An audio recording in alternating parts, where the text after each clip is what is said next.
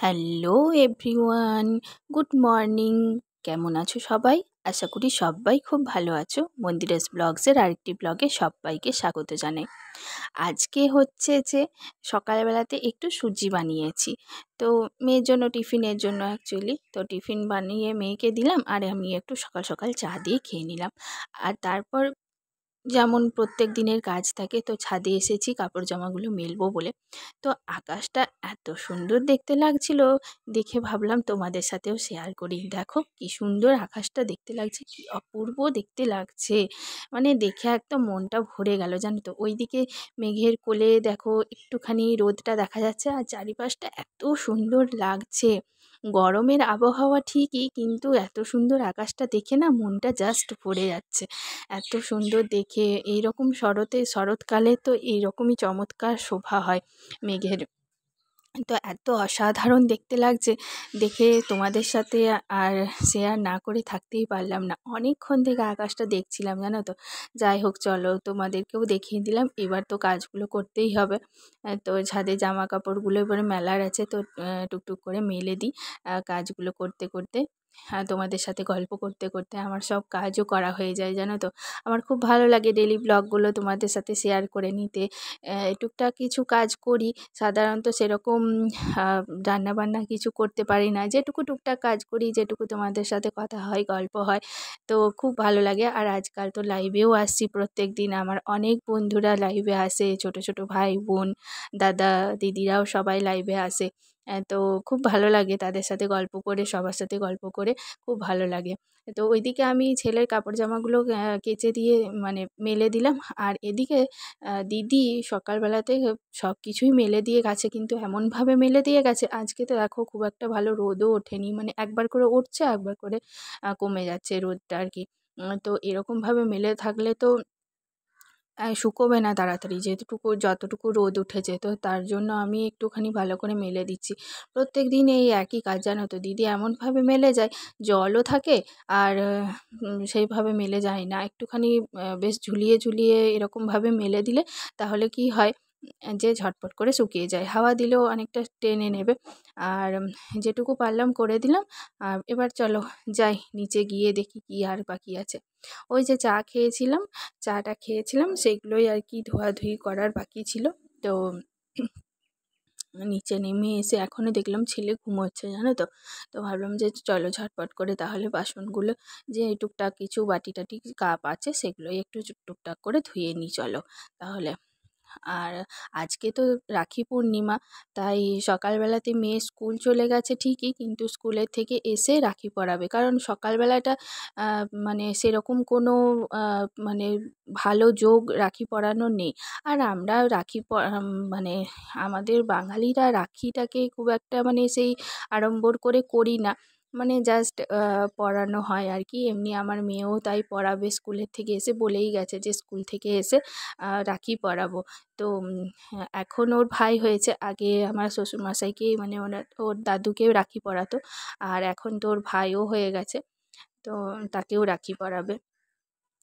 তো চলো বাসনগুলো ধোয়া হয়ে গেছে, আর এরপর একটুখানি জল খেয়ে নেবো। কি গরম পড়েছে জানো তো, খুব জল তেষ্টা পাচ্ছে সবসময়। তো আর জল না খেলেও মুশকিল, এত গরমে যদি জল না খাওয়া হয় একদম পুরো হাইড্রেশন হয়ে যাবে। তো যাই হোক, জলটাও খাওয়া হয়ে গেল। এরপর চলো যাই একটু ঘরের দিকে।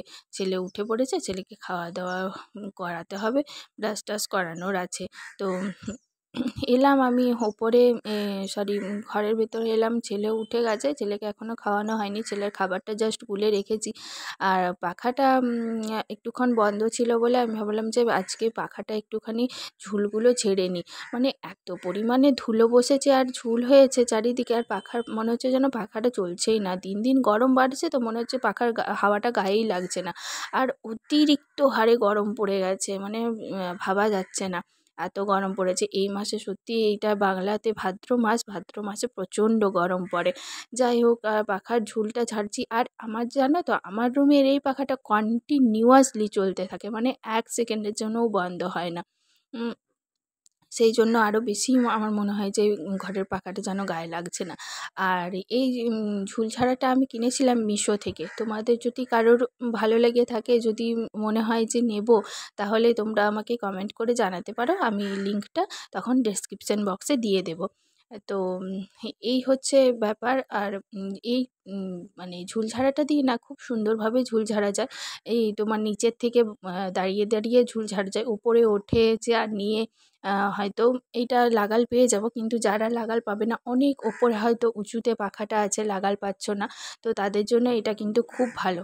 এটা পুরো স্ট্রেচেবল, পুরো তুমি ফোল্ডিং করে করে তুমি করতে পারো। আমি যে ওই যে দেখতে পাচ্ছ যে এরকমভাবে করছি, ওটা কিন্তু ফোল্ডিং করা যায়। এই এই মানে জিনিসটা খুব ভালো। তোমার ফোল্ডিং করা যায়, ফোল্ডিং করে খুব ভালো করেই পরিষ্কার করা যায়, আর খুব সুন্দরভাবে পরিষ্কার হয়েও যায়। খুব একটা যে ধুলো টুলো থাকে তা নয়। আমি যতটা পারছি, অ্যাকচুয়ালি ছেলেটাকে খাওয়ানোও তো এখনও হয়নি, তাই জন্য যতটা পারছি আমি চেষ্টা করছি একটুখানি করে নেবার। তবে পাখাটা খুব ঘুরছে জানো তো, একটুখানি প্রবলেম হচ্ছে। যাই হোক, সব কিছু করা হয়ে গেছে, মেয়েও স্কুল থেকে চলে এসছে। এবার এই যে রাখি বাঁধছে ওর দাদাকে, ওর দাদাও এখনও ভাত টাত খায়নি, যেহেতু রাখি বাঁধবে।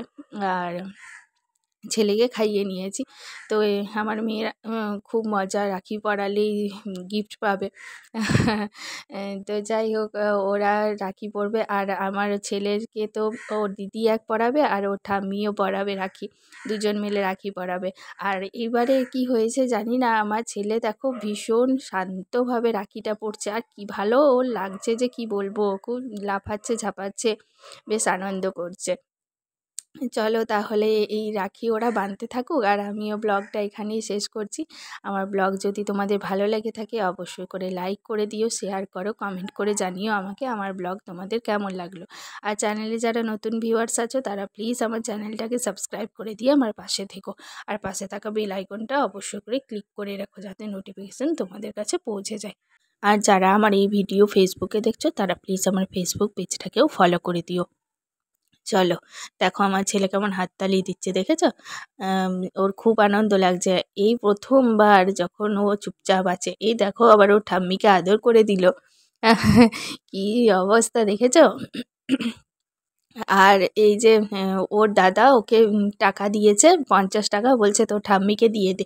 তো ও প্রথমেই ওর বাবাকে দিয়ে দিয়েছিল, তারপর ও বাবার থেকে নিল, দিয়ে ও খানিকক্ষণ ধরে দেখছে, ও সবাই মিলে বলছে যে দিয়ে দাও দিয়ে দাও, এ দেখো দিয়েও দিল আবার। আমার ছেলে দিতেও শিখেছে। তারপর ও ঠাম্মি আবার বলছে তুমি নাও।